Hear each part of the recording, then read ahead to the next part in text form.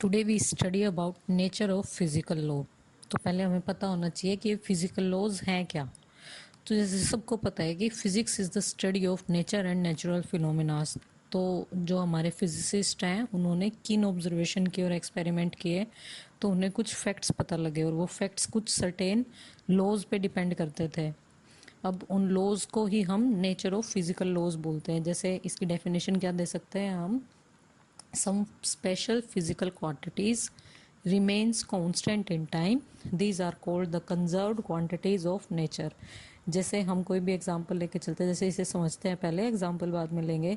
कि कोई भी एक फिजिकल क्वांटिटी ली है आपने, जैसे जैसे टाइम चेंज हो रहा है, अगर उसकी वैल्यू चेंज नहीं हो रही, वो कांस्टेंट होती जा रही है, तो उसे आप क्या कहोगे कि वो कंजर्व्ड क्वांटिटी रहेगी नेचर की।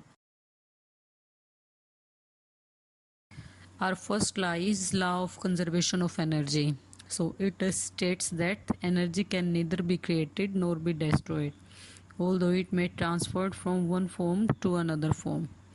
अगर हम नॉर्मल देख के चलें तो इसे हम कैसे डिफाइन कर सकते हैं कि हमारा कोई एक क्लोज सिस्टम ले रखा है। अब क्लोज सिस्टम क्या रहेगा, जो आइसोलेट रहेगा सराउंडिंग से, कि बाहर की चीज़ों का इफेक्ट उस पर नहीं पड़ेगा।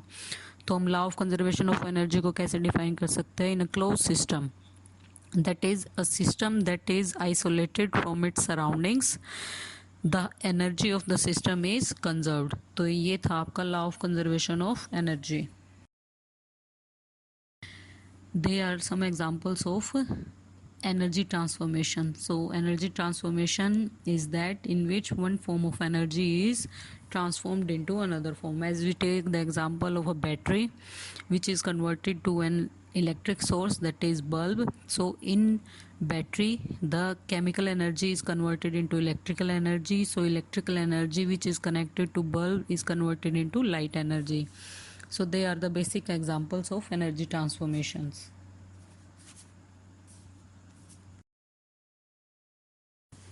The total amount of energy in any system is defined by the equation which is UT is equal to UI plus W plus Q, where UT is the total energy of system, UI is the initial energy of system, Q is the heat added to or removed from the system, and the W is the work done by or on the system। ये equation आपकी thermodynamic के अंदर ज़्यादा use होगी, जहाँ पे आप कोई एक आइसोलेटेड सिस्टम लेके चलोगे, अगर आप उसे कोई वर्क डन करवा रहे हो या फिर उस पर कोई वर्क डन हो रहा है, तो क्यू अमाउंट ऑफ एनर्जी आपकी हीट होगी या फिर ऐड होगी या फिर रिमूव होगी सिस्टम पे। तो जो आपकी टोटल एनर्जी रहेगी वो इन दोनों पे डिपेंड करेगी, उसकी इंटरनल एनर्जी पे भी, इट मीन्स उस पर वर्क डन हुआ है वो भी, या फिर जो सिस्टम ने वर्क डन किया है वो, और heat added to the system और removed from the system. So there are some examples of law of conservation of energy। First is the in a torch the chemical energy of batteries is converted into electrical energy which is converted into light and heat energy। ये आपको पहले जब diagram आया उसमें समझा चुकी थी मैं।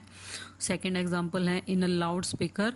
लाउड स्पीकर क्या करेगा, जो इलेक्ट्रिकल एनर्जी रहेगी उसे कन्वर्ट करता है साउंड एनर्जी में।